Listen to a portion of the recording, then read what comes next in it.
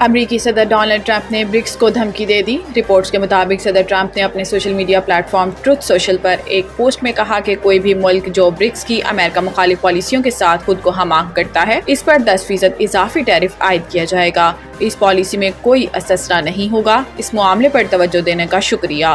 صدر ٹرمپ نے اپنی پوسٹ میں امریکہ مخالف پالیسیوں سے کیا مراد ہے، اس کی کوئی وضاحت یا تفصیل فراہم نہیں کی۔ یاد رہے کہ برکس گروپ کی بنیاد 2009 میں برازیل، روس، بھارت اور چین کے رہنماؤں کی پہلی سربراہی کانفرنس میں رکھی گئی تھی۔ بعد ازاں جنوبی افریقہ کو بھی شامل کیا گیا۔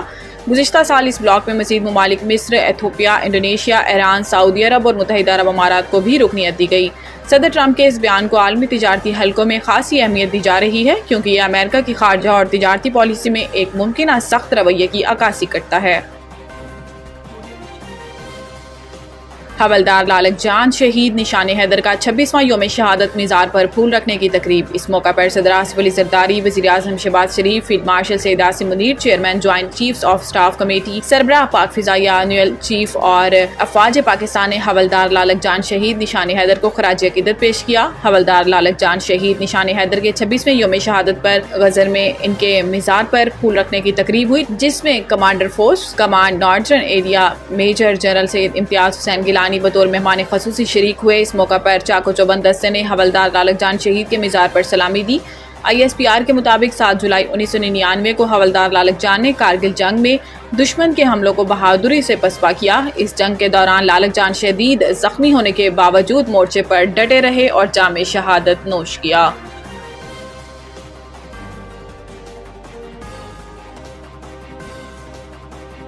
غلط بیانی پر وزیر اعظم نااہل ہو سکتا ہے تو ایوان کو تماشا بنانے والے کیوں نہیں؟ اسپیکر پنجاب اسمبلی لاہور میں پریس کانفرنس کرتے ہوئے ملک احمد خان نے کہا کہ کچھ ارکان اسمبلی کو معطل کیا اور کچھ کو نوٹس بھجوائے۔ اپوزیشن لیڈر نے سوال اٹھایا کہ میں ریفرنس بھجوا سکتا ہوں یا نہیں؟ میری رولنگ کے خلاف بہت کچھ کیا گیا، بہت کچھ لکھا گیا۔ انہوں نے کہا کہ بجٹ کی کاپیاں پھاڑی گئیں، شور شرابہ اور وزیر خزانہ پر حملہ تک کیا گیا۔ ایوان میں احتجاج کے کچھ حدود و قیود ہونی چاہیے یا نہیں؟ اس بات کو تسلیم نہیں کرتا کہ قائد ایوان یا قائد حزب اختلاف کو تقریر نہ کرنے دی جائے۔ میرا مقام تو پنجاب کے 12 کروڑ لوگوں کے حق کا ہے۔ اسپیکر کا کہنا تھا کہ مجھ سے کئی ارکان نے کہا کہ 62-63 کے مطابق فیصلہ کریں، مگر میں دفعہ 62-63 کے خلاف ہوں۔ آرٹیکل 62-63 آمریت کی نشانی اور اسے جمہوریت کے خلاف استعمال کیا گیا۔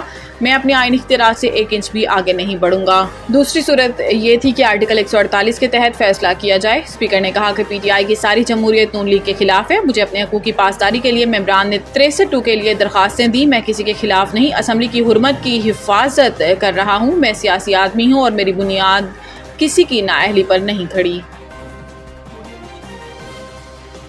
حکومت اور اسٹیٹ بینک کے سخت فیصلوں سے معیشت بحال ہوئی۔ گورنر اسٹیٹ بینک کی جانب سے women entrepreneur finance code Pakistan کی افتتاحی تقریب سے governor state bank Jamil Ahmed, deputy governor Saleem Ullah, ایشیائی ترقیاتی بینک کے نمائندے نے خطاب کیا، جبکہ مقامی بینکوں کے صدور بھی تقریب میں موجود تھے۔ تقریب سے خطاب کرتے ہوئے governor state bank Jamil Ahmad نے کہا کہ وی فائنانس کوڈ کو ممکن بنانے پر ایشیائی ترقیاتی بینک کی ٹیم کا شکر گزار ہوں۔ پائیدار معیشت کے حصول کے لیے میکرو اکنامک استحکام کی ضرورت ہوتی ہے۔ انہوں نے کہا کہ ماضی قریب میں ہماری معیشت کو کئی مسائل درپیش تھے، تاہم حکومت اور اسٹیٹ بینک کے سخت فیصلوں سے معاشی بحالی ہوئی۔ اس وقت افراط زر کم ترین سطح پر ہے۔ Current account surplus, state bank کے ذخائر بہتر شرح مبادلہ مستحکم ہیں۔ گورنر اسٹیٹ بینک کا کہنا تھا کہ ماضی کے مسائل سے بچنے کے لیے ضروری ہے کہ ماضی کی غلطیاں نہ دہرائی جائیں۔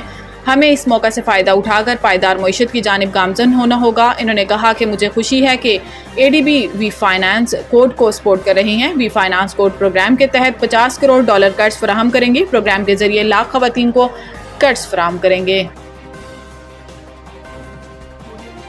ملک کے بیشتر علاقوں میں موسلادھار بارش کا امکان، الرٹ جاری۔ محکمہ موسمیات کے مطابق اسلام آباد اور گرد و نواح میں مطلع ابر آلود رہنے کے ساتھ چند مقامات پر بارش اور چند مقامات پر موسلادھار بارش کا امکان ہے۔ خیبر پختونخوا کے علاقوں دیر، چترال، سوات، کوہستان، مالاکنڈ، شانگلہ، بٹگرام، بونیر، باجوڑ، موہمند، خیبر، مانسہرہ، ایبٹ آباد، ہری پور، سوابی، پشاور، بردان، ہنگو، کرم، کوہاٹ، کرک، وزیرستان، بنو اور ڈیرہ اسماعیل خان میں بارش کا امکان ہے۔ اس دوران چند مقامات پر تیز اور موسلادھار بارش بھی متوقع ہے۔ پنجاب میں مری، گلیات، راولپنڈی، جہلم، اٹک، چکوال، گجرات، گجراوالا، حافظ آباد، سیالکوٹ، قصور، ناروال، لاہور، شیخوپورہ، منڈی، بہاؤدین، चिन्योट, ओकाड़ा, साहिवाल, झंग और टोबा टेक्सिंग में बारिश का इम्कान है। ननकाना साहब, फैसलाबाद, कुशाब, सरगोदा, मियांवाली, भक्कड़, लैया, मुल्तान, खानेवाल, बहावलपुर, बहावल नगर, कोट अद्दू, रहीम यार खान और डीजी खान में भी बारिश का इम्कान है, जबकि इस दौरान बाज़ मकामात पर तेज़ और मूसलाधार बारिश मुतवक्को है।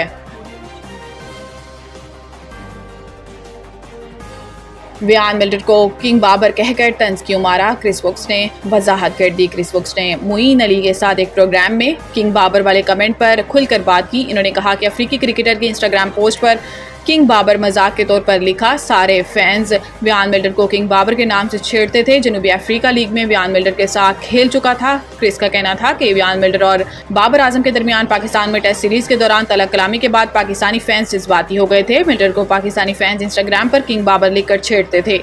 इन्होंने मजीद कहा कि हम दोस्त भी हंसी मजाक में बार बार किंग बाबर कहते थे। किंग बाबर कमेंट करने पर बाबर फैंस ने मुझे भी निशाने पर ले लिया। बाबर आजम से मुतालिक कमेंट सिर्फ हंसी मजाक था, इसका गलत मतलब निकाला गया है।